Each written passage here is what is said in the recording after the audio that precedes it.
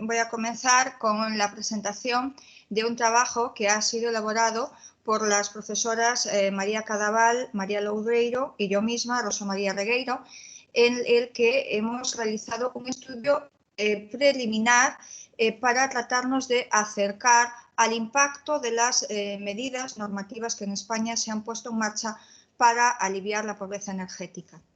Es un resultado preliminar el que recogemos en este trabajo, aunque ya estamos en condiciones de afirmar que en este momento estamos desarrollando prácticamente trabajo definitivo, mucho más completo que el que estamos aquí presentando y que bueno, esperamos que vea la luz en los próximos días. Como ustedes saben, el precio de la luz es una preocupación constante para los consumidores. En el caso particular de España, y si tenemos en cuenta la situación de los últimos meses, se ha vuelto a producir un hecho altamente preocupante. Durante el periodo de confinamiento de la pandemia actual que estamos sufriendo, los precios de la luz no se han modificado a la baja, muy al contrario, los precios se han encarecido y hemos asistido a un trasvase del consumo, es decir, ha habido fluctuaciones, en algunos casos a la baja, por parón de producción en el consumo de energía a nivel industrial y empresarial. Sin embargo, se ha incrementado este consumo de electricidad a nivel de los hogares. Este hecho, junto con la debilidad socioeconómica, la proliferación de los ERTEs y también la propia configuración del sistema energético que tuvimos la ocasión de escuchar detalladamente en la sesión inaugural con Antonio Turiel y con Erika González, pues nos lleva a preguntarnos cada vez más, de una forma más insistente, sobre la sostenibilidad de nuestro sistema energético y cómo esta sostenibilidad, si existe, contribuye o no también a lo que es la sostenibilidad socioeconómica. Si ahora mismo hablamos de bono social como un elemento salvador de la pobreza energética, lo que estamos introduciendo es el papel del sector público. Y entonces lo que nos tenemos que preguntar es cómo en este llamado estado del bienestar, en el que la energía se ha convertido en un elemento estructural, esa participación o esa actuación del sector público puede contribuir a garantizar el acceso a este servicio. Bueno, en esta diapositiva que tienen en pantalla hemos recogido cuáles son los principales elementos lectores de los servicios de interés general para plantearnos si bueno, pues esa participación o intervención del sector público, más allá de lo que puede ser una normativa que establece una ayuda como puede ser el bono social, pues puede ayudar a aliviar o a corregir, que esa sería la intención, y fundamentalmente prevenir el impacto de esta pobreza energética. Bueno, hablamos de elementos, como ustedes pueden ver en esta tabla, de la proximidad a los ciudadanos, bueno, lograr objetivos donde los mercados tengan que ser abiertos y competitivos, garantizar un acceso universal, algo que cuando hablamos de la energía eléctrica no es así. Garantizar calidad y seguridad tanto en el acceso como también en la estabilidad de los precios, garantizar los derechos de los consumidores y los usuarios en este tipo de servicios. Si nos trasladamos al servicio eléctrico, los consumidores como usuarios son, digamos, el eslabón más frágil de la cadena, en cuanto que están sufriendo de una forma constante opacidad informativa. Ya nada hay que decir cuando hablamos de transparencia o de seguridad jurídica. Bueno, la problemática de la pobreza energética no es novedad para España. Ya en el año 2008, cuando asistimos al impacto gravísimo de la crisis sistémica, esta realidad se hizo muy patente, pero ya era todavía más antigua. No olvidemos que, por ejemplo, países más adelantados en este aspecto, como puede ser Gran Bretaña, ya inició la actuación de una forma pionera en este sentido en el año 1991, cuando ni siquiera se contemplaba este problema en las agendas políticas ni tampoco en las valoraciones a nivel estratégico. Si tomamos como referencia la definición realizada por Tirado Herrero, nos dice que se puede considerar que hay una situación de pobreza energética cuando en un hogar no hay capacidad de sufragar los gastos de una energía suficiente para poder realizar las necesidades domésticas y esto, por lo tanto, lo que va a implicar es que se tiene que destinar una cantidad cada vez más creciente de los ingresos de ese hogar a sufragar esa factura. Bueno, pues cuando nos encontramos en esta tesitura, los distintos gobiernos han puesto en marcha medidas para poder paliar esta situación. Son medidas a posteriori, es decir, no hablamos de medidas que nos permitirían atajar el problema antes y esas medidas nos harían estar en un estadio diferente que hemos valorado en otros trabajos, que sería el caso de la vulnerabilidad energética. ¿No? Aquí hablamos de una problemática existente y tratamos de paliarla a posteriori. Bueno, pues ahí pueden comprobar cómo hay distintos modelos de bono social que utilizan criterios muy dispares. Por ejemplo, en el caso de Francia, establece dos tarifas. Una tarifa que es lo que se considera para los consumidores de primera necesidad y después una tarifa especial para aquellos consumidores que necesitan una ayuda doble tanto en el costeo diario de la electricidad como del gas. Entonces, bueno, estos consumidores, estos potenciales beneficiarios tienen que estar reconocidos legalmente y son beneficiarios de una cuantía que tiene un límite establecido por hogar. Aunque es cierto que en el caso de Francia van mucho más allá y establecen otras actuaciones que ya han dado sus frutos positivamente, como es el cheque de la energía, que permite sufragar actuaciones en el ámbito de la eficiencia energética. También es el caso de Portugal, que tiene un bono social dual para gas y electricidad, que en esto es común ahora mismo con España. También tenemos el bono social a partir de la reforma del año 2017, tanto para electricidad como para el gas. Y, sin embargo, en el caso de Portugal, de nuestros vecinos, tienen un descuento más alto, en torno al 30%, que va condicionado en función de la evolución del consumo, así como de la potencia contratada. ¿Qué pasa en el caso de España? Bueno, en el caso de España, como les comentaba, es una problemática antigua pero creciente. Y es una problemática creciente que se ha agravado notablemente con la debilidad socioeconómica provocada por la crisis actual de la pandemia COVID. Además, esta situación es más compleja en el sentido que desde el punto de vista normativo tenemos una amplia sucesión de normas que regulan el funcionamiento del mercado eléctrico y también tenemos una norma que con una modificación en el año 2017 y una semimodificación en el año pasado, en el 2019, sobre el bono social, en el cual condiciona que los potenciales beneficiarios del bono social van a estar vinculados a un determinado umbral de renta, que es el IPREM, en función del número de miembros que compongan la unidad familiar. Bueno, si esto fuese así, podríamos pensar que a través de este indicador y con el cambio normativo que se hizo, habría más beneficiarios. Sin embargo, con los datos preliminares que tenemos, insisto, preliminares y no definitivos en el trabajo que aquí estamos presentando, no nos lleva a afirmar eso.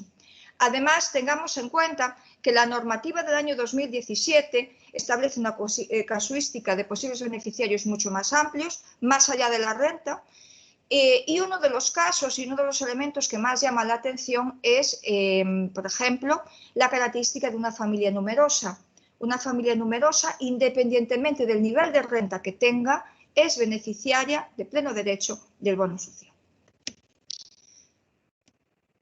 Bueno, ante esta situación, mis dos compañeras y yo misma quisimos hacer una aproximación a esta problemática, es decir, quisimos hacer una valoración empírica de si efectivamente el bono social estaba contribuyendo a la reducción de la pobreza energética.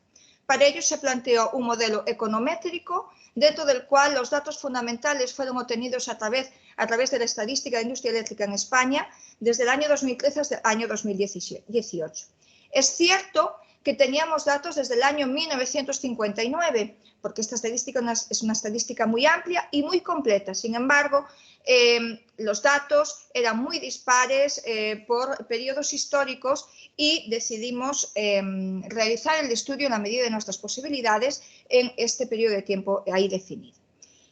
Entre otras variables, consideramos el número de beneficiarios del bono social, la potencia y suministro de dichos beneficiarios, porque así lo establece y lo indica la estadística eléctrica, pero también incorporamos variables desde el punto de vista más estrictamente económico, como el PIB per cápita y también la tasa AROPE, que, bueno, pues porque esta tasa tiene la capacidad de incluir en el estudio esa, digamos, relación con la pobreza que pueden tener los posibles beneficiarios.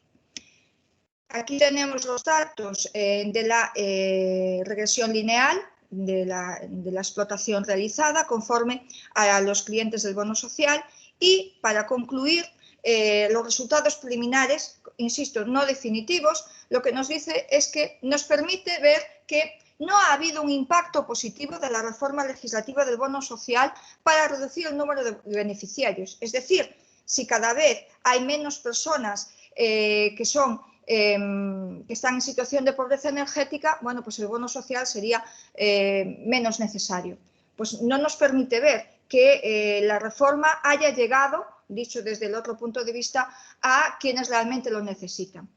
Además, también reconocemos que esto puede ser debido a que hubiese un posible sesgo por falta de datos en variables relevantes, puesto que hemos pedido datos al Ministerio de Transición Ecológica y, bueno, pues tampoco se nos fueron facilitados. Por otro lado, sí que consideramos que puede ser necesario profundizar en el estudio incorporando variables meteorológicas porque pueden estar relacionadas pues, con las pautas de consumo. Y además, como les decía al inicio de la exposición, en este momento estamos finalizando un estudio mucho más completo que sí que nos permite hacer una valoración. En definitiva, es una medida más que se pone en marcha, que trata de ser una tirita para las múltiples grietas que presenta en el caso de España la política energética y en particular bueno, pues el hecho de apostar por un sistema energético cada vez más insostenible, un sistema energético donde el mercado que lo regula funciona como un lobby y que tiene en su poder el dominio de la oferta y de la demanda y, por lo tanto, de los beneficios derivados de la explotación de este bien estructural como es la electricidad. Nada más, muchísimas gracias por su atención. Muchas gracias, Rosa. Rosa, si os parece, y de manera excepcional, dado que luego no va a poder estar ella al final de la sesión, si hay alguna pregunta, si te parece bien, Rosa, si hay alguna pregunta ahora, sí. puede estar ella y puede responderla, o sugerencia o duda. Sí, sí. Y yo, de todas formas, Óscar, intentaré volver a conectarme, pero no sé si me será posible. Vale, venga, pues si hay alguien, si queréis hacer alguna pregunta o duda o sugerencia. Hay una mano levantada. Sí, César. César. Está en silencio. Sí, ¿me escuchan? Sí. Sí. Bueno, buenos días por allá en España y buenas madrugadas acá desde México. Una pregunta con respecto a la cuestión de la pobreza energética. Por lo menos, yo no sé el caso de Europa, pero por lo menos en el caso de México sí lo sé. Es que existen muchas comunidades que han empezado a generar su propia energía eléctrica y luego se la venden al Estado. Esto pasa en Europa, en algunas regiones de Portugal, España, Francia o de los países que usted acaba de mencionar, o esto se ve como algo imposible también para aliviar este mal del acceso a la electricidad. Sería todo. Muchas gracias. Muchas gracias, César, por la pregunta y por la asistencia. Sí, lo que usted me está comentando es la situación de la autoproducción, Como bien ha comentado, en México existe, en el caso de Ecuador, que yo lo conozco bastante bien, también se está poniendo en marcha y funciona perfectamente. Y en el caso particular de España, pues tengo que decirle que, bueno, pues hasta hace 2 años en España, no sé si la palabra correcta estaba prohibido, pero digamos que estaba penalizado lo que era la producción, porque la normativa vigente establecía que la autoproducción era como como sacarle parte de la cuota del mercado a las empresas eléctricas. Hubo una reforma normativa que sí que nos permitía en España poner en marcha estas actuaciones de autoproducción. Sin embargo, aún falta por finalizar el reglamento que lo lleva a la práctica, pero si lo que me pregunta es mi opinión personal, sí que considero que sería un elemento muy determinante. Fíjese usted que, por ejemplo, en el caso de Dinamarca, que es un país pionero en estas actuaciones desde el año 73, bueno, pues la autoproducción, en el caso de Dinamarca, fundamentalmente eólica, es un elemento muy habitual y para tener una valoración desde la otra parte, el principal operador en Dinamarca es E.ON y E.ON no ha dejado de tener beneficios año tras año. Así que, por lo tanto, sí que es posible esta actuación y sí que ayudaría a reducir la pobreza energética. Muy bien, gracias. ¿Alguna otra cuestión? Sí, Bruno. Hola, ¿qué tal?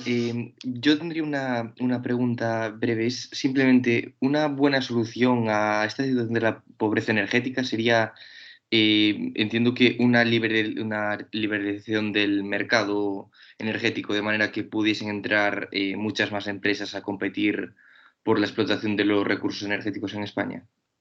Bruno, pues sí que eso sería posible, pero como creo que tú también bien sabes y conoces, el caso del mercado eléctrico en España es un lobby dominado por, si se me permite, 3 a 5 empresas, donde la propia estructura y el funcionamiento del OMIE pues está, digamos, diseñado a la medida del funcionamiento de estas empresas y además el marco normativo está también ajustado precisamente a sus necesidades.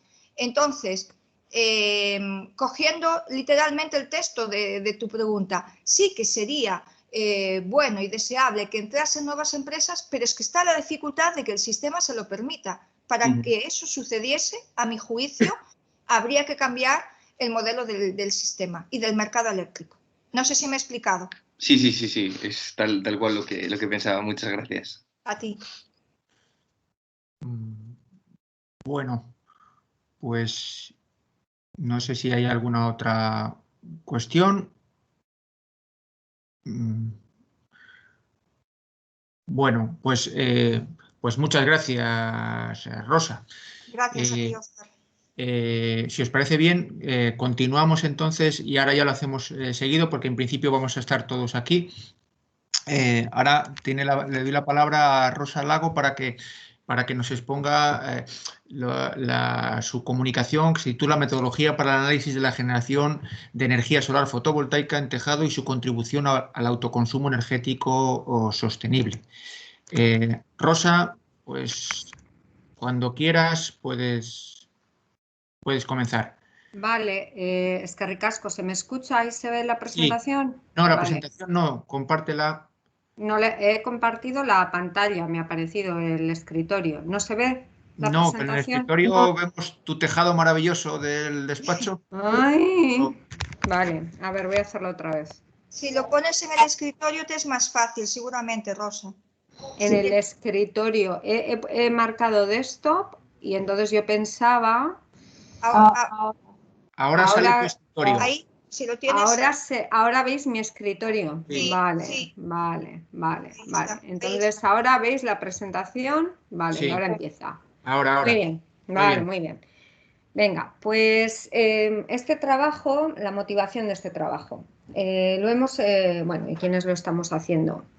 Estamos un grupo de alumnado y de profesorado de la UPV, de la Universidad del País Vasco, La motivación inicial fue bueno, hacer un cálculo de cuál es el potencial fotovoltaico en tejado, pues dadas las discrepancias que hay bueno, en la literatura. Por un lado se habla de autoconsumos, niveles posibles de autoconsumo muy altos, incluso superiores al 70%, bueno, según, claro, según la irradiación y así, la localización, pero bueno, se habla de niveles muy altos, ¿no? Y entonces teníamos la inquietud de hacer un cálculo más, bueno, más fiable y localizado, claro, porque en una zona de más irradiación, pues bien, pero aquí que tenemos más montañas, es más nuboso, bueno, con el cambio climático no sabemos qué va a pasar, pero bueno, ¿no? Queríamos saber esto, ¿no?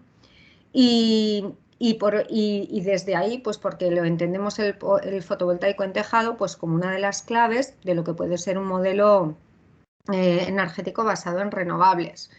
Entonces este ha sido pues un primer paso. También estamos aprendiendo con este proyecto a usar, a asentar una metodología pues para que luego puede ser aplicable en otros lugares. Hemos empezado con un proyecto centrado en la Universidad del País Vasco, pero nuestra idea es extender, pues hacer este cálculo del potencial fotovoltaico en tejado pues a toda Euskadi y a todo el País Vasco, la comunidad autónoma. Recalco lo de en tejado, no en suelo. Bueno, pues porque entendemos que bueno, el uso de suelo, bastante poco suelo tenemos y no queremos dedicarlo a instalar fotovoltaica. Bueno, entonces haré una pequeña introducción de la importancia de la energía, aunque con la presentación de la mañana creo que sobra un poco, pero bueno. Metodología, bueno, iré rápida sobre la metodología que hemos usado y luego os mostraré los resultados. Entonces, la introducción, bueno, la primera diapositiva es para decir que la energía es muy importante. Estaréis acostumbradas a ver este gráfico. Normalmente nos solemos enfocar en cuál es la energía total generada, pero a veces no nos fijamos en que lo importante es la energía neta, lo que nos queda después de haber restado la energía reinvertida en el sistema energético, ¿no? Entonces, de ahí viene este EROI, esta definición de tasa de retorno energético, entendida como energía generada entre la energía invertida. Entonces, ahora en la siguiente diapositiva, lo que no suele ser habitual es, bueno, voy atrás, perdón. Lo que no suele ser habitual, vale. Lo que no suele ser, sabemos que claro, la energía neta pues aumentará a medida que el EROI aumenta, es decir, a medida que la energía reinvertida en el sistema energético disminuye. La cuestión es que no es una relación directamente proporcional. Del anterior gráfico se puede extraer que mantienen esta relación, energía neta con el EROI, y esto se suele representar gráficamente de esta manera, pues porcentaje de energía neta respecto al EROI. Como sabemos, pues a inicios del siglo XX pues teníamos nos hemos basado en unas fuentes, recursos fósiles con una alta tasa de retorno energético, pero a medida que hemos ido avanzando en el tiempo, pues estas tasas, este EROI ha ido cayendo y lo que tenemos en el futuro, otras fuentes que se han explorado muestran EROIs más bajos y nos acercamos a esto que se llama el precipicio energético, donde rápidamente, según el EROI va cayendo, pues nos encontramos en el límite del EROI 1,1, pues no hay energía neta pues para utilizarla para la alimentación o, vamos, para vivir. Hay se habla de varios umbrales críticos para mantener la complejidad social. Lambert decía, bueno, pues en alguna publicación, pues que el límite crítico era un EROI de 14,1 para mantener la actual complejidad. Hall hablaba de 10,1. Brandt, de su artículo, se podía deducir que marca el umbral en el 5,1, ¿no? Entonces también nos planteábamos con este estudio pues cuál es el umbral, o sea, qué EROI nos ofrece la fotovoltaica en tejado. Entonces, el objetivo del estudio era cuál es el potencial de la fotovoltaica instalada en tejado, y para ello hablaremos del EROI y de otras cuestiones y de otros parámetros. Como decía, es el contexto del proyecto, se ha desarrollado en un proyecto de la universidad, se está desarrollando, y para empezar, pues hemos empezado con la Universidad del País Vasco, y aunque digáis, pues yo no vivo allí, a mí no me interesa, bueno, esperemos que creemos que la metodología pues puede ser aplicable en otros lugares. De hecho, un compañero del equipo, Álvaro, pues ha iniciado un proyecto basado en esta metodología para El Salvador. ¿Cómo lo vamos a hacer? Uso de sistemas de información geográfica, y vamos a usar GrassGIS, QGIS y Cloud Compare como software. Y vamos a tener 3 tipos de mapas. Mapas LIDAR, raster, vectoriales. Ahora voy un poco rápida, ¿vale? Y luego ya voy a volver a esto otra vez, al tema del software y el tipo de mapas. Metodología, parámetros que hemos usado. Bueno, pues hemos tenido en cuenta, pues la EPV pues sería la electricidad generada al cabo de N años. Hemos considerado un tiempo de vida útil de los paneles de 25 años, aunque aquí hay, bueno, en la literatura se habla de 25, 30, bueno, es considerado 25, radiación neta. Este es el área real del panel, porque por píxel, el píxel es de 1 metro cuadrado proyectado en la horizontal. Entonces hay que tener en cuenta que si el tejado está inclinado, pues el panel tendrá un área superior a 1 metro cuadrado. Los mapas con los que se trabajan son mapas pixelados, como digo, y dan datos por punto, por píxel, donde, repito, el píxel es 1 metro cuadrado proyectado sobre la horizontal. Entonces esto parece una tontería, pero bueno, hay que pensarlo. El área del panel es superior a ese metro cuadrado. La eficiencia hemos considerado en paneles de silicio monocristalino y con una eficiencia del 18%. Hemos tenido en cuenta eficiencia nominal. Hemos tenido en cuenta una degradación anual del 0,5% y un performance ratio o rendimiento de operación del 0,75. Hemos considerado los paneles apoyados sobre el tejado cuando el tejado tiene una pendiente superior a los 15 grados. ¿Vale? En el caso de cubiertas horizontales, hemos considerado que elevamos el panel 30 grados sobre la horizontal, se orientan hacia el sur, y hemos mantenido una distancia entre paneles para evitar sombreado, típicamente de 0,5, aprovechando la mitad del suelo, vaya.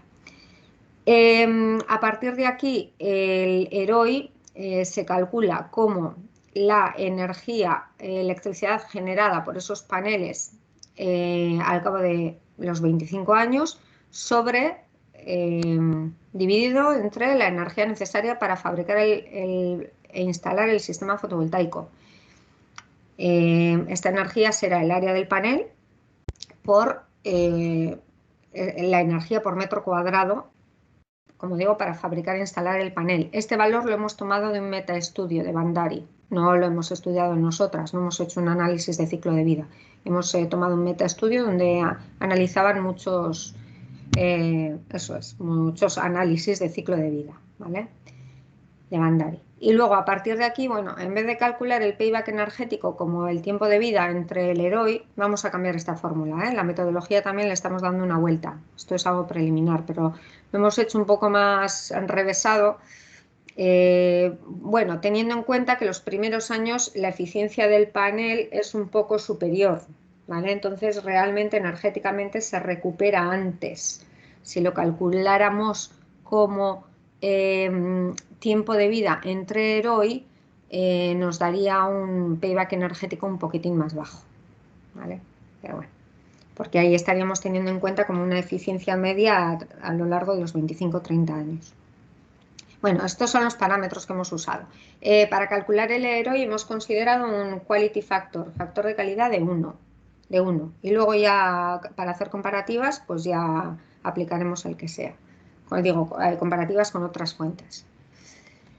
Muy importante, en la metodología hemos aplicado un filtrado. Creemos que la diferencia de nuestro estudio con otros, bueno, por un lado, en general, que nosotras hemos trabajado con mapas locales, es decir, que estamos teniendo en cuenta los sombreados de los montes de alrededor, los sombreados de los edificios de alrededor, las inclinaciones y orientaciones de los tejados y además que hacemos un filtrado, es decir, consideramos que cuando el payback energético es inferior a 15 años, es decir, adoptamos como bueno, como válido, como zona aprovechable, aquellas zonas que nos dan un payback energético inferior a 15 años o un ROI superior a 2,1, con un factor de calidad 1, ¿vale? Y esto es importante porque creemos que en otros estudios no lo hacen y ese puede ser el motivo de por qué se dan cifras de autoconsumo y autosuficiencia muy altas. Sobre la metodología, cómo hacer las cosas. Bueno, conseguir los mapas GIS. En el caso del Estado, pues los mapas de altura están en la página del CENIG, el Centro Nacional de Información Geográfica. Son mapas LIDAR, ¿no? Entonces ha pasado eso, el dron o lo que sea, pues y ha ido tomando mapas de altura, metro cuadrado. Luego tratamos esos mapas LIDAR para convertirlos en mapas raster con valores por píxel. Rosa, que me estoy extendiendo. Discúlpame, sí, es que ya estás justo con el final. Intenta un poo ya resumir y avanzar, porque se han pasado ya los 2 minutos. Joder, es que lo siento, como no veo la cifra, vale. O sea, no veo el reloj. Vale, luego eso lo trabajamos en GrassGIS y finalmente en QGIS. Y el tratamiento que hacemos píxel a píxel, luego lo cruzamos con datos de mapas de edificios que tenemos de GeoEuskadi, donde aparecen eso. Son mapas de edificios. Entonces cruzamos lo que hemos trabajado con esos mapas de edificios. Vale, bueno, aquí habla un poco, tenemos en cuenta el factor de nubosidad, aquí está también un poco. Entonces, cuando llegas al final, te encuentras con ortofotos de este tipo y entonces tú puedes clicar, por ejemplo, en cada edificio y ahí puedes ver los atributos de cada edificio. Entonces te puedes encontrar, aquí tengo en una tabla resumida, atributos referentes al propio edificio, filtrado según el área aprovechable, pues puede ser eso de altura, de inclinación, de orientación, de irradiación y luego pues también de inversión económica en base a, no he hablado de las consideraciones económicas que hemos hecho, pero bueno, el caso es que también finalmente pues hemos alcanzado pues un valor de ROI.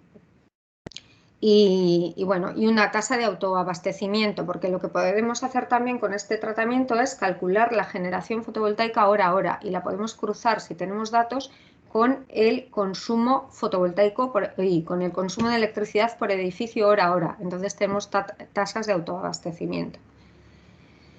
Referente al ROI, pues como veis, pues bueno, en nuestro caso, digo, tenemos que corregir alguna cosa, pero son valores que oscilan entre 2,2, 2,4 para Gasteiz. Si tenemos el factor de calidad, según el sistema eléctrico español, pues podríamos llegar, pues se puede hablar de un ROI que justo supera el precipicio energético, supera el 5. Se podría mejorar incrementando la vida útil de paneles, considerando de 25 a 30 años y también con mejoras tecnológicas, ¿no? Hemos tratado del monosilicio, pues podríamos considerar el silicio multicristalino, conseguir la misma eficiencia mejorar la eficiencia del multicristalino o ahorrar la energía necesaria para fabricar el panel en mono. Todo esto combinado, pues llegaríamos pues, a unos ROIs más altos, ¿no? Y bueno, y básicamente esto es todo, que seguimos trabajando. Esto ha sido el primer paso. Muy bien, muchas gracias, Rosa. Bueno, pues como decía antes, si os parece, continuamos entonces con las exposiciones, luego dejamos un rato para hacer el debate un poco y las preguntas en general, en conjunto. Bueno, pues ahora tendría la palabra... un momento, ¿no?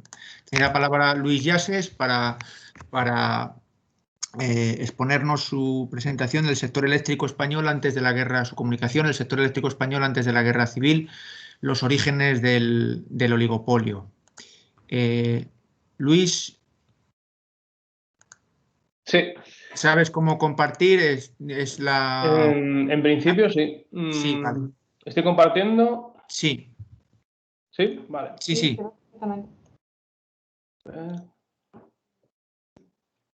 Vale.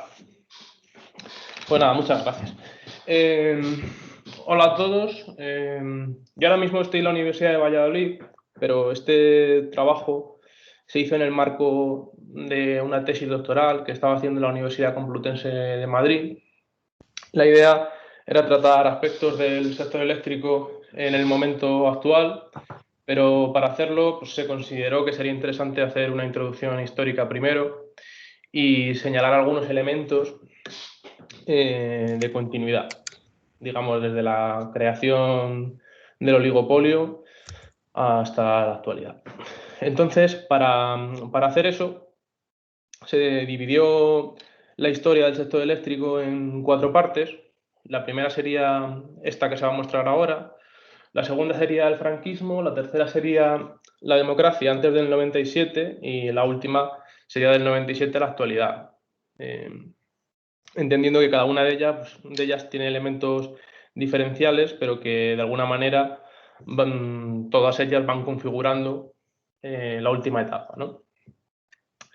Entonces, pues bueno, dentro de esta primera etapa del sector eléctrico antes de la Guerra Civil, se pueden ver también claramente 2 subetapas que estarían marcadas por la existencia o la inexistencia del transporte eléctrico a larga distancia, ¿no?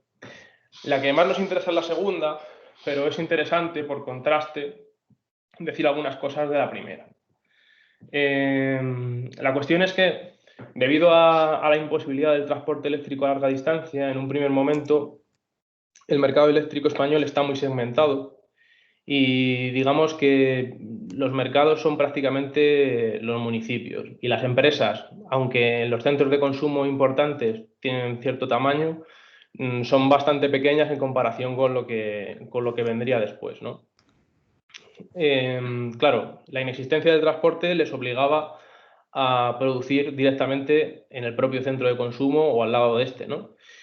Y eso hacía que tecnológicamente hubiera preponderancia de las centrales térmicas con respecto a las hidroeléctricas.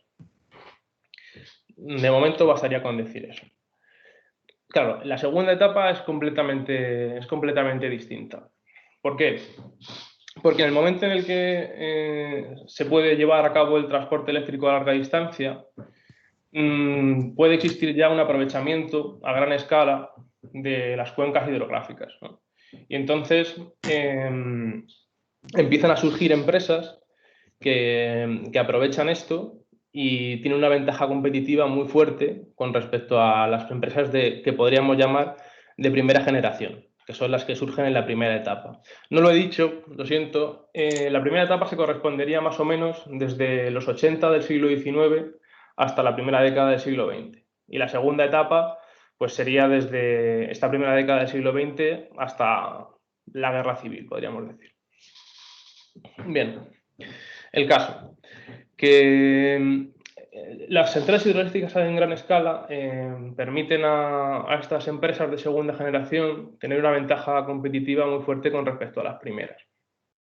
Esto, unido a otra serie de factores que después se especificarán, permite que España se acabe dividiendo en una serie de monopolios o oligopolios regionales, dependiendo del caso, en el que hay una gran empresa, a veces más grande, a veces más pequeña, dependiendo de la región, verticalmente integrada, que se dedica tanto a la producción como al transporte y a la distribución y a la venta final, que en este caso la distribución y la venta final van unidas, no como en la actualidad, y que tiene la hegemonía sobre una determinada región, ¿no? Esto no significa que no existan más empresas, sí, por supuesto existen bastantes más empresas en cada una de las regiones, pero de una forma o de otra se suelen ver subordinadas a la empresa dominante verticalmente integrada. Adicionalmente a esto, surgen también empresas que están asociadas a grupos empresariales que de alguna manera buscan tener su propia producción eléctrica intentando huir, por así decir, del control que las grandes eléctricas tienen sobre la región y digamos sobre la capacidad de, en cierta medida, allá luego veremos eso también, imponer precios. Es interesante también que una vez se consigue llegar, bueno, las empresas consiguen llegar a tener ese poder de mercado, se hace necesario una creciente participación por parte del Estado como elemento regulador. El Estado, desde el principio del sector eléctrico, participa en cierta medida y quizás en lo que más nos interesa a nosotros, que es la cuestión de los precios, también lo hace normalmente asociado a concesiones que se tienen que hacer a las empresas a la hora de, por un lado, poder utilizar las cuencas hidrográficas y por otro lado a la hora de poder extender las líneas, ¿no? Aprovechando eso, el Estado suele poner un máximo a las tarifas que pueden cobrar las empresas a los consumidores finales. Pero según va avanzando el tiempo dentro de esta segunda etapa, sobre todo ya a partir de los años 20, digamos que la participación del Estado como elemento regulador es creciente. De todas formas, digamos que hay una diferencia cualitativa desde de este momento con respecto a la etapa del franquismo. O sea, digamos que durante el franquismo el Estado como elemento regulador actúa mucho más y ya directamente se imponen unas ciertas tarifas, pero bueno, esto es otra cuestión y tampoco quiero dedicarme ahora a ello, ¿no? Como forma de mostrar el reparto del mercado por regiones, he puesto este cuadro que está sacado de un libro que, por cierto, recomiendo para la historia del sector eléctrico, digamos, hasta la democracia actual, que se llama Electra y el Estado, que es de 3 autores, Antonio Gómez Mendoza, Carles Sudrià y Javier Puello.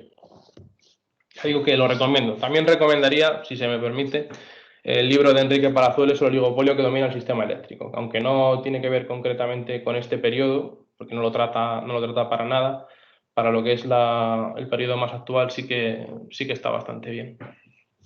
Bueno, es interesante, ya teniendo constancia de que se produce este control de los mercados por parte de las grandes empresas verticalmente integradas, entender cómo consiguen llevar a cabo este control. Y yo creo que hay 3 factores clave. El primero, que es un factor común a muchos sectores, pues son las fuertes economías de escala. Digamos que el tamaño de la producción óptima, el tamaño de la planta óptima crece con respecto al tamaño del mercado y entonces pues directamente se produce una mayor concentración y aparte la necesidad de llevar a cabo grandes inversiones pues directamente expulsa a muchos pequeños inversores de la posibilidad de entrar en el mercado. De hecho, otra de las cosas que ocurre en esta época es que grandes inversores financieros entran a participar en el sector, tanto inversores nacionales como internacionales, digamos que los nacionales son mayoritarios, pero aún así los otros también tienen una presencia más o menos fuerte. Entran a participar en el sector y bueno, esto tendrá importantes consecuencias, sobre todo más adelante, en la época del franquismo, que no se trata aquí, pero sí que es interesante porque en esa fusión de capital bancario e industrial, pues digamos que de alguna manera refuerza la posibilidad del oligopolio y el llegar a acuerdos entre empresas en el reparto del mercado y que exista una menor competencia, ¿no? Otro factor que también es muy importante es las cuencas hidrográficas como factor productivo escaso.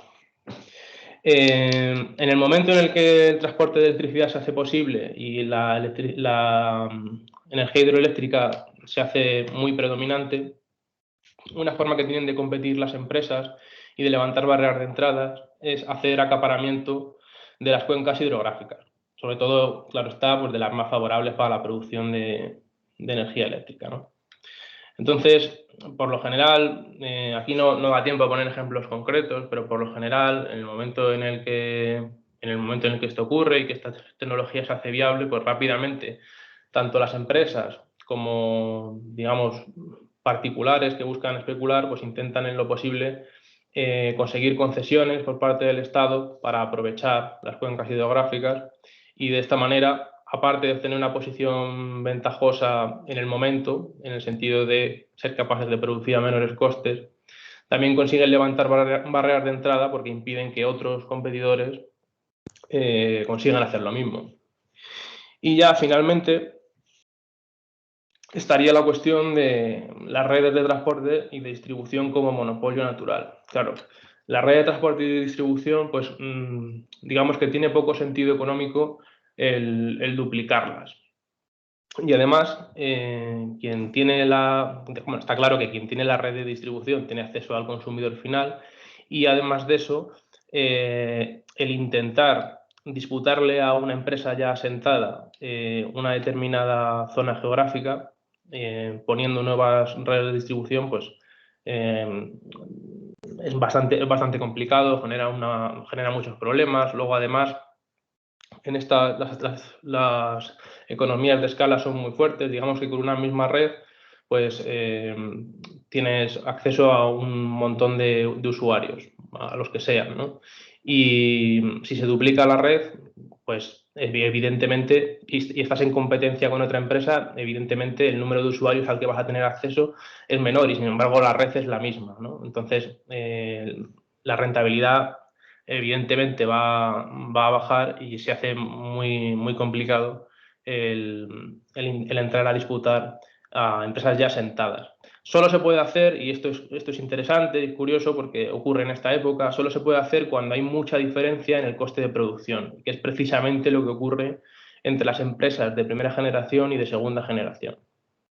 Entonces, lo que suele ocurrir es que frente a la amenaza de la entrada de las empresas de segunda generación y la imposibilidad de competir en el largo plazo, se suelen llegar a acuerdos o se suele absorber o subordinar a las empresas que ya estaban y se hace uso de su red de distribución y ya está, ¿no? Pero una vez, de alguna manera, se igualan las capacidades productivas, ya se hace muy difícil el tener acceso a los mercados. Y bueno, ya como conclusiones, no sé si me estoy pasando de tiempo, creo que voy más o menos bien. Como conclusiones, bueno, lo que decía al principio, me interesa sobre todo los elementos de continuidad que hay, que se forjan en esta época y que en cierta medida o cambiando en algún sentido de forma llegan a la actualidad. El primero y más importante es la aparición de estas grandes empresas verticalmente integradas que ya desde este momento hasta la actualidad van a ser actores principales dentro del sector. Claro, a lo largo de toda la historia del sector se va a producir un proceso de concentración de la producción y digamos que las grandes empresas que había en este momento pues se acaban fusionando y con modificaciones que tienen que ver con entrada de empresas de otros sectores que absorben alguna de los que ya estaban aquí, caso de gas natural que viene desde fuera y absorbe potencia eléctrica ya instalada o de Repsol. Salvo esos casos, digamos que los actores que había pues se mantienen dentro del sector y tienen importancia pues durante toda la historia. Otro elemento que también se mantiene hasta la actualidad, lo que pasa es que las diferencias legislativas hacen que opere de una forma muy distinta, es el reparto de las redes de distribución, que siguen manteniendo la distribución geográfica original de los monopolios regionales. El otro elemento sería la concesión de las cuencas hidrográficas, que hoy en día pues, siguen teniendo mucha importancia porque generan, por así decirlo, una renta de la tierra, en el sentido de que los costes menores que permiten el uso de este factor escaso pues hacen que quien lo posea o quien tenga el uso de él, porque en realidad la propiedad es estatal, es una concesión, quien lo posea o quien tenga el uso de él, pues obtenga unos beneficios muy por encima de la media. Y por último, digamos que en una etapa todavía muy inicial, que como he dicho antes se reforzaría durante el franquismo, ya se empieza a ver el atisbo que va a haber en la relación entre las empresas y el Estado, en el sentido de que se garantiza a las empresas una cierta rentabilidad a cambio de que el Estado pueda imponer una limitación en los precios. Una rentabilidad que está bastante bien, o sea, no una rentabilidad que correspondería a empresas que operan en un sector competitivo, ¿no? Pero digamos eso, que a cambio se establece una limitación a los precios. Como digo, de momento, en esta etapa, la cuestión acaba de empezar. O sea, ya sería en el franquismo y luego, posteriormente, cuando esto sería constante, y realmente es una cuestión que se alarga hasta la actualidad, porque aunque es verdad que ahora mismo existe un mercado mayorista liberalizado, aunque controlado por grandes empresas, pues en otros segmentos del sector eléctrico, transporte, distribución, pues se hace exactamente eso. O sea, se marca un precio y se garantiza una cierta rentabilidad asegurada, y ese elemento pues es algo que aparece mucho antes. Y bueno, más o menos con esto acabaría. Y nada, pues si hay preguntas, pues luego me las podéis formular. Muy bien, Luis, muchas gracias. Voy a dar paso ahora entonces a Carlos Arcudia, que nos va a presentar la comunicación La reforma energética en México, aspectos legales de la privatización de la industria petrolera. Carlos, cuando quieras. Óscar, creo que no está. Creo que Carlos no está. O sea que no ahora... está. Sí. Bueno, vaya, pues de haberlo sabido, habían tenido un poquitín más de... Sí, no, es que acabo de consultar porque no me aparecía en la lista. Vale, no pasa nada. No pasa nada. Bueno, pues entonces creo que quedaría yo, entonces, nuestra comunicación. Bueno. Pues voy a ver si puedo compartir. No sé si se ve ahora bien. ¿Sí? ¿Se ve? Sí. Vale.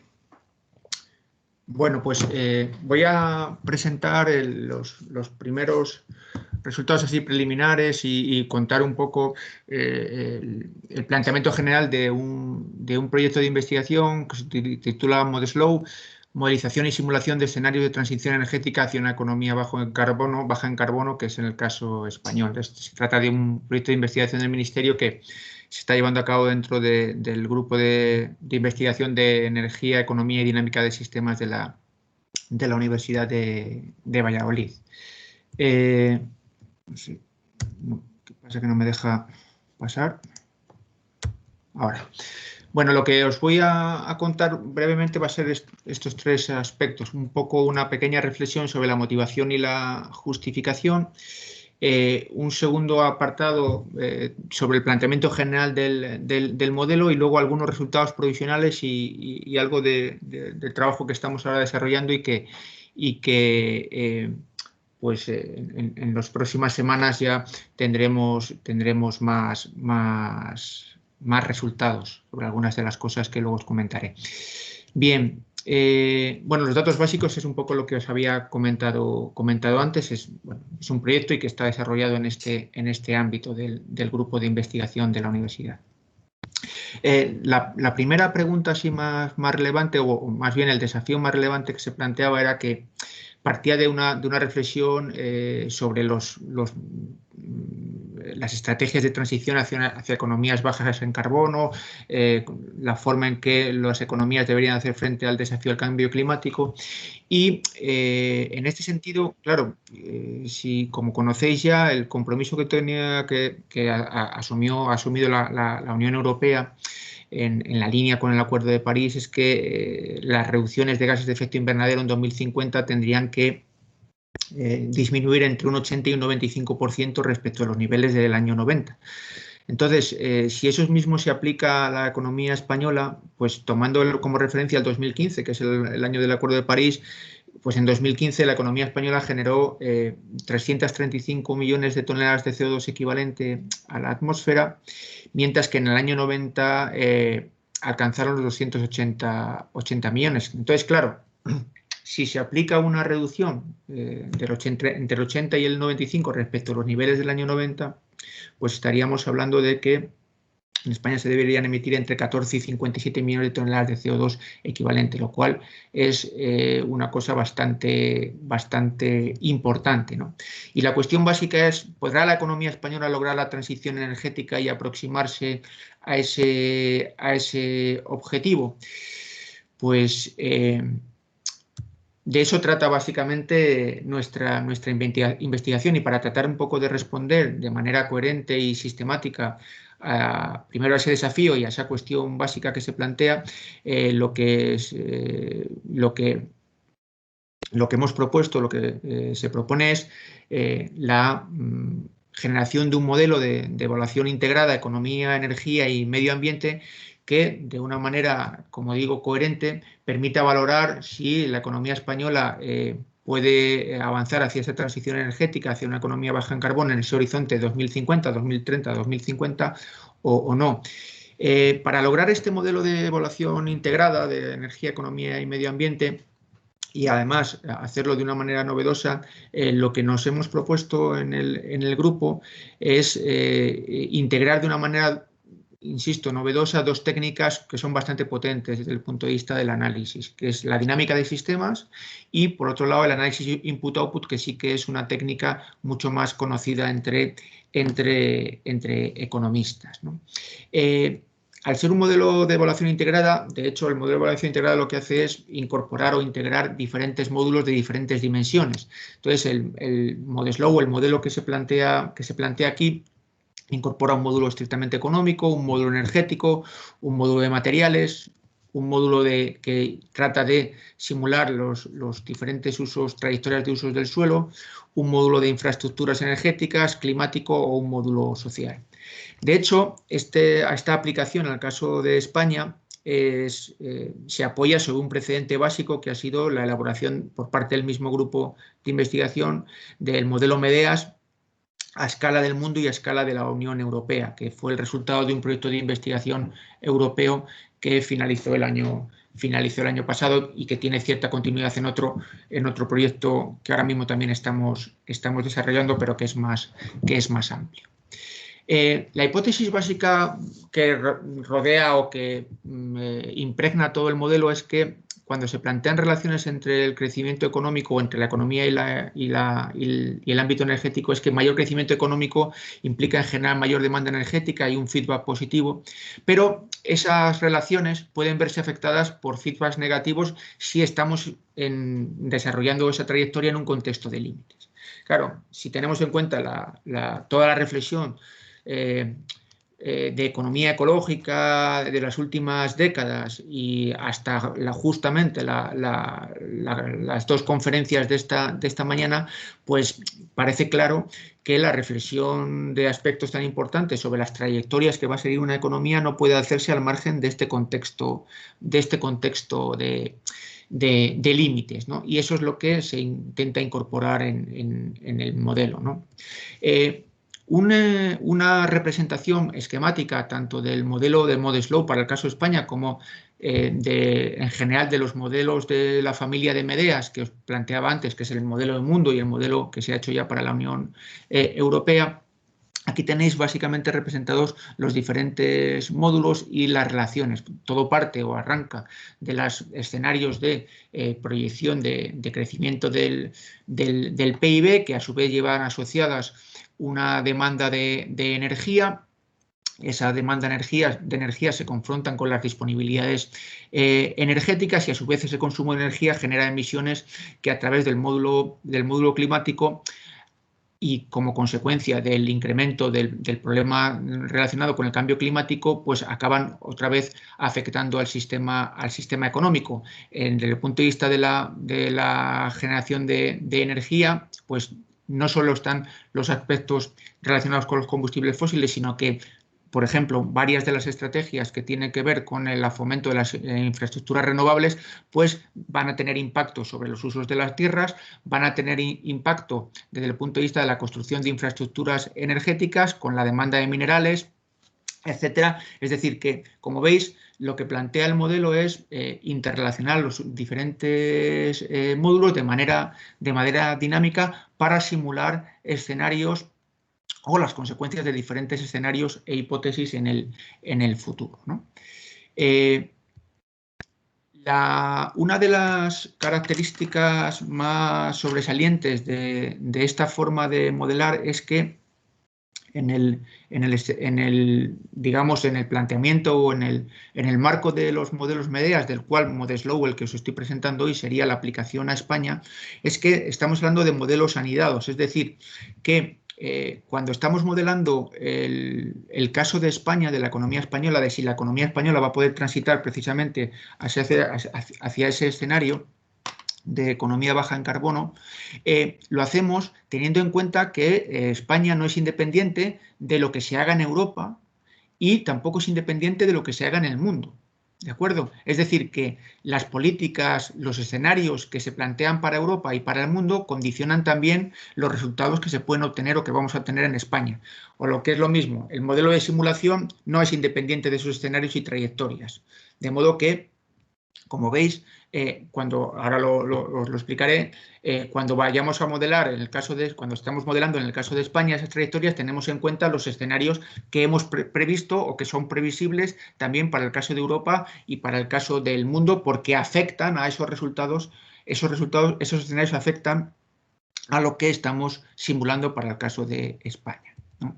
Bueno, en cualquier caso, tanto el modelo de Modeslow como toda la familia de modelos de MEDEAS creemos que significan o suponen una cierta contribución a este campo de estudio o a este campo de análisis más o menos reciente que se ha configurado en torno a lo que se llama macroeconomía ecológica, que en el caso de Modeslow y de MEDEAS básicamente intentan conjugar 4 aproximaciones. Por un lado, las enseñanzas de la economía ecológica, por otro lado, las enseñanzas de la economía post-keynesiana, utilizando como herramientas, insisto, muy potentes, tanto el modelado input-output como la dinámica de sistemas, porque la dinámica de sistemas es precisamente esa herramienta que nos permite principalmente gestionar o modelar con mayor sencillez las realimentaciones y muchos de los procesos no lineales que se generan en estas interacciones entre lo económico, lo climático, lo energético o lo material. Se trata de modelos de simulación, metodológicamente son modelos de simulación, no son modelos de optimización, ¿vale? Y por tanto, al ser modelos de simulación no aspiran ni se supone ningún equilibrio como dado o como aspiración, son modelos impulsados por la demanda y, por tanto, en general, los ajustes importantes se producen sobre todo en cantidades. Son modelos que incorporan los límites y las realimentaciones de la energía en el ámbito de la economía y del cambio climático. Son modelos desagregados sectorialmente, tanto el del mundo como el de la Unión Europea como el de España, y de hecho se utilizan como referencia de las tablas input-output, las WIO, de las tablas input-output mundiales a 35 sectores, y a diferencia de otros modelos, aquí no se suponen funciones agregadas de producción, sino que más bien lo que se utiliza es el marco input-output con complementariedad de factores productivos. No hay una gran función agregada de producción, sino que esa sectorización no la hace necesaria y es otra forma de modelizar precisamente esas relaciones, ¿no? Bueno, aquí simplemente, nada, se verá un poco mal, pero simplemente el diagrama de influencias básicos del módulo económico en el caso de España y también es similar en el caso de Europa y del mundo. Se parte de los escenarios de crecimiento del PIB y de la población, se ve el PIB que ese PIB requerido para satisfacer esas expectativas generan una remuneración de asalariados, una remuneración de un excedente bruto de explotación, que a su vez son la clave para generar la demanda de bienes y servicios por parte de los hogares, de las empresas o el gasto público, y para generar la producción que satisface esa demanda y a su vez para generar el PIB la producción de bienes y servicios que satisface esa demanda final, pues se calcula la producción necesaria tanto final como intermedia a través del input-output, a través de la inversa de Leontief, se ve qué energía es necesaria para producir o para satisfacer esa producción, si esa energía necesaria está disponible o no está disponible. Si está disponible, pues no es problema, pero en cuanto empiezan a aparecer los límites, pues ya hay que acomodar precisamente esa producción, esa demanda a los límites disponibles y empezaría otra vez el ciclo. Dicho de manera, si queréis, un poco rápida, esa sería la lógica, ¿no? Algunos resultados preliminares, que insisto mucho en lo de preliminares porque hay todavía algunas cuestiones que no están implementadas, ¿no? Voy a presentaros simplemente resultados en términos de evolución del GDP, del PIB per cápita y de las emisiones y algo relacionado con el cambio climático, ¿no? Para ello, simplemente barajaré tres escenarios. Un escenario business as usual, que sería extender las tendencias actuales sin políticas para cumplir los objetivos climáticos, que básicamente serían con los escenarios SSP2 del IPCC para el caso de España en población y en PIB. Un escenario de Green Growth, que sería el desarrollo de políticas tecnológicas y crecimiento económico para cumplir los objetivos climáticos, que básicamente pues, estaría en la línea de una parte de lo que supone el Green New Deal en la Unión Europea y a lo que se alinea bastante también el PNIEC en el caso de España, ¿no? Y un escenario de post-growth, que es un escenario apenas considerado en la literatura, donde se plantean crecimientos positivos pero muy débiles del Producto Interior Bruto, con eficiencia energética y transición a renovables, también como en el anterior caso, pero con políticas encaminadas a la reducción de la desigualdad en favor de las rentas salariales, sobre todo en la distribución primaria de la renta, o políticas de reparto de trabajo y algunas otras que, insisto, que en los resultados que veréis aquí todavía no están implementadas. Bueno, en estos resultados provisionales, si tuviéramos en cuenta cómo sería el business as usual español, la evolución del PIB en el post-growth y en el green growth, sabiendo que en el mundo, por ejemplo, se está simulando también el mismo escenario, es decir, simulamos el business as usual en España con el business as usual en el mundo, simulamos el post-growth en España con el post-growth en el mundo, o el green growth en España con el green growth en el mundo. Bueno, pues aquí veis que, por ejemplo, pues en la evolución del PIB bajo sus diferentes escenarios, pues en el caso del green growth, pues efectivamente supondría para el caso español en las próximas décadas una tasa de crecimiento superior al BAU y al post-growth, entre otras cosas porque, por ejemplo, en el caso del BAU, al hacer su aparición o su efecto el cambio climático y las restricciones de los combustibles fósiles, pues harían que efectivamente esa evolución fuera mucho menor y al final decreciente, ¿no? Para mostraros hasta qué punto es relevante tener en cuenta lo que está pasando en los otros modelos en Europa y en el mundo, es decir, en el contexto, cuando aquí tenéis lo mismo que antes, pero con otros dos escenarios del post-growth en España, el green growth en España, suponiendo que en el mundo no se sigue haciendo nada, es decir, que solo hiciéramos políticas en España. Si solo hiciéramos políticas en España para avanzar hacia la economía baja en carbono y en el mundo se siguiera de la misma manera, pues ya veis que los resultados para el Green Growth ya serían muy inferiores a los anteriores. En el caso del post-growth, justamente el que en el mundo se siguiera funcionando de la misma manera haría que, por ejemplo, la evolución básicamente del Producto Interior Bruto todavía se empeorara aún más, ¿no? Porque directamente estaría mucho más condicionado, igual que el resto, mucho más condicionado porque ese contexto del mundo agravaría el cambio climático, agravaría las limitaciones y generaría e impediría que la producción de bienes y servicios siguiera una tendencia pues, muy estable o poco creciente como la que seguía en ausencia de ese escenario BAU en el caso del mundo, ¿no? En el caso de las emisiones, fijaros cómo las emisiones con un escenario BAU hasta que aparecieran la realimentación del cambio climático, que haría reducir el PIB y por tanto reducir las emisiones, serían muy elevadas, como veis. En el caso del Green Growth, al principio, básicamente porque ya habéis visto que hay una dependencia muy importante en el caso de las infraestructuras renovables, de los combustibles fósiles, para que desplegar toda la infraestructura renovable, esa infraestructura renovable es subsidiaria de los combustibles fósiles y por tanto generar emisiones, y solo en el caso del post-growth, donde claramente el resto de las políticas, aparte de la renovabilidad, hacen que la producción de bienes y servicios sea menor, porque el crecimiento es menor y por tanto las emisiones también se reducen. Y aquí, como veis, pues las diferencias en estos resultados provisionales en las tendencias son razonables y ponen de manifiesto esas diferencias, ¿no? Y por último, o casi por último, estaría la evolución de la generación de electricidad con base renovable, es decir, con fuentes renovables. Y bueno, en el caso del BAU, como veis, pues la generación de electricidad sería la que en el escenario en que con fuentes renovables sería el escenario en el que menor incremento se produciría, y en cambio, tanto en el Green Growth como en el Post Growth, justo básicamente se llegaría hasta que se agotaran los potenciales. Cuando empieza la curva a aplanarse, es que directamente los potenciales de generación de renovables en España estarían llegando básicamente a su límite. Y la traducción de todo esto en términos de temperatura, que sería a nivel mundial, pues ya veis que cuando se sigue un escenario post-growth, pues sería el escenario más factible para alcanzar ese incremento de 1,5 grados que se plantea en el caso del acuerdo de París o los compromisos internacionales, cosa que se lograría de manera más difícil con el resto de los escenarios, ¿no? Ya fuera BAU o fuera Green Growth, ¿no?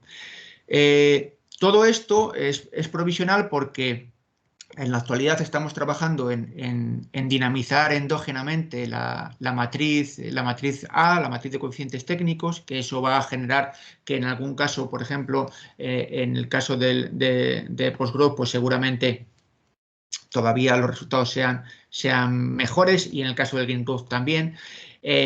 También estamos trabajando en un mayor detalle en las políticas de gestión de la demanda para fomentar el ahorro sin que eso suponga a su vez un efecto rebote que haga incrementar el consumo.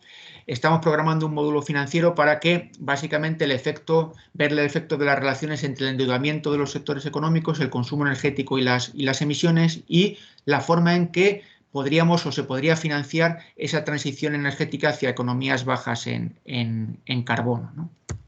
Y ya por último, muy brevemente, decir que la aplicación de este modelo y de los modelos en general a partir del enfoque de Medeas permiten incorporar restricciones biofísicas a la modelización macroeconómica, que los escenarios sugieren que es mejor hacer algo que no hacer nada, que en general los escenarios de BAU y Green Growth en el caso de España pues tampoco cumplirían del todo los objetivos medioambientales, y tan solo el post-growth es capaz de avanzar en la dirección que parece correcta, ¿no? En cualquier caso, es preciso complementar, o parece claro que es preciso complementar las soluciones tecnológicas, eficiencia y de renovables, con cambios socioeconómicos importantes. Y esos cambios socioeconómicos importantes, a través de la redistribución, políticas de gestión de la demanda, servicios públicos potentes, etcétera, políticas de reparto del trabajo, esos elementos, digamos, se desarrollan o son más fáciles de incorporar en escenarios post-growth que en escenarios green growth. Y nada más, y muchas gracias. Bueno,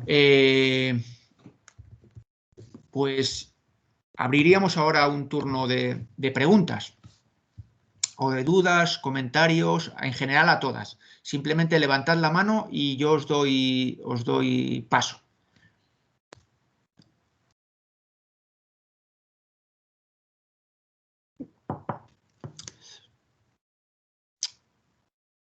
¿Alguien quiere comentar?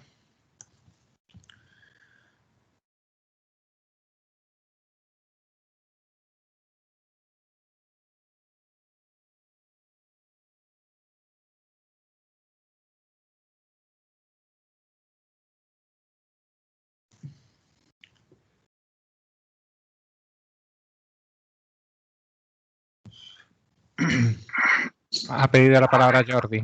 Óscar. Perdón, Jordi, no te veía. Jordi, sí. Sí. No, un pequeño comentario así terminológico. Yo no sé si es una buena elección identificar Green New Deal con Green Growth, porque el hecho es que la idea del Pacto Verde se está planteando en diferentes contextos y yo creo que no siempre insistiendo en la cuestión de mantener el objetivo del crecimiento, sino centrado en otras cuestiones. Y yo no sé ¿qué piensas de esto? Sí, estoy de acuerdo, Jordi. Es decir, a ver, lo he hecho simplemente para simplificar. Sí. Y estoy de acuerdo porque no es lo mismo, por ejemplo, incluso con dos Green New Deal, como es el europeo y el estadounidense, ya hay diferencias. O sea, uno, Exacto. Si es honrado, tiene que plantear que hay cosas diferentes. Y es verdad que hay que matizar. Sí, no, estoy completamente de acuerdo. Igual que no tiene nada que ver con las propuestas iniciales de la OCDE cuando hablaba de Green Growth, que aquello era tremendo, ¿no? Entonces, claro. Estoy completamente de acuerdo. Simplemente ha sido por simplificar y efectivamente ahí me he podido equivocar. Vamos, estoy de acuerdo porque además lo creo. Creo que sí que hay matices que es oportuno además hacerlos, ¿no? Sí, porque si no es quizás dejar demasiado el terreno a la identificación con el crecimiento, ¿no? Que ciertamente está en los documentos de la Unión Europea, ¿no? Como dices. Pero si uno mira, ¿no?, las propuestas, como decías tú, de Estados Unidos y tal, pues muchas veces ni tan solo se menciona el crecimiento, ¿no?, sino que lo que se menciona son necesidades sociales y necesidad de reestructurar la economía. Sí, muy bien. ¿Alguna intervención más?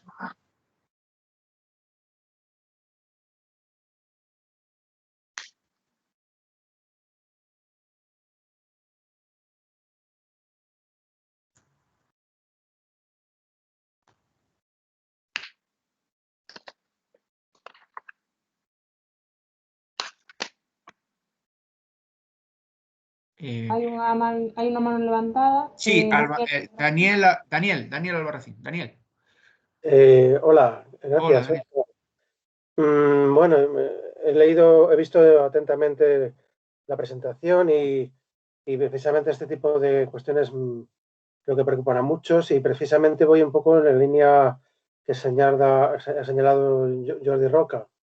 Creo que hay diferentes modelos de Green New Deal y en cualquier caso también se plantean retos que no solamente de diversidad de modelos, sino también de secuenciación, porque yo creo que una de las propuestas que se ha venido discutiendo es que habría que hacer una primera fase de sentar las bases de algunas infraestructuras que van a ser dependientes de las fósiles para el desarrollo de algunas fuentes renovables, pero que inmediatamente tendrán que prever un paso a una segunda fase, ¿no?, ya de decrecimiento regulado, ¿no? En fin, yo creo que los escenarios son más complejos que lo que has presentado, aunque me parece sumamente interesante, ¿no? Yo creo que en esa ecuación hay que introducir, pues eso, que hay diferentes modelos de modelo de Green New Deal y que igual los modelos de Green New Deal a su vez necesitan también secuenciarse con un escenario inevitable posterior de decrecimiento, ¿no? Pero vamos, esto igual lo estáis estudiando, mirando de otra manera y aquí habéis optado por una presentación pedagógica. No sé si esto te suscita algún tipo de reflexión.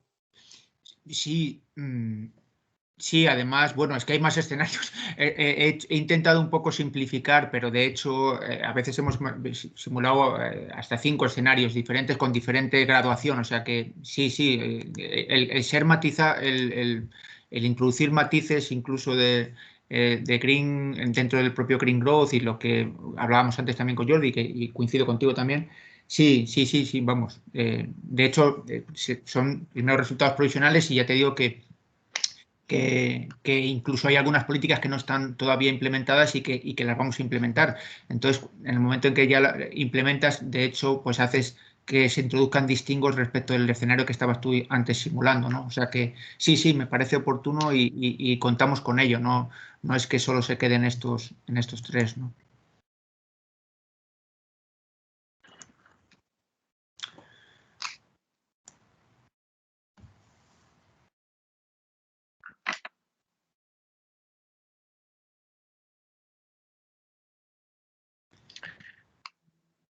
¿Alguna sugerencia, duda sobre también, en general, sobre cualquiera de las comunicaciones que se han expuesto?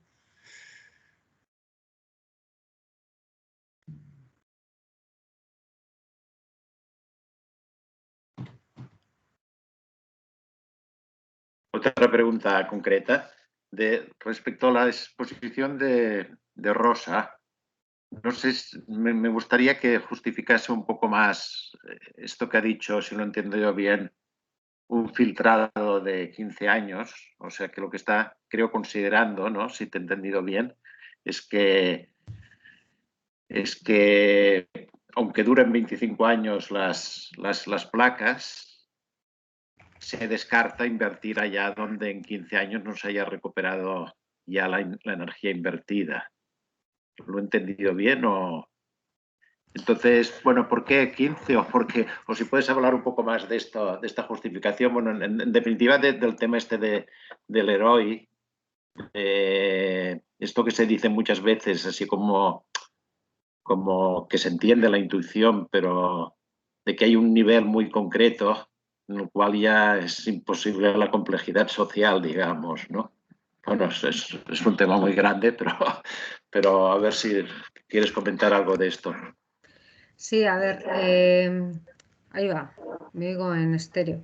No, nosotras al final hemos recurrido a la literatura, claro. Entonces, lo que veíamos es en otros estudios que se han hecho de potencial fotovoltaico, como digo, en tejado hay alguno para Gasteiz, también he leído algo en Madrid.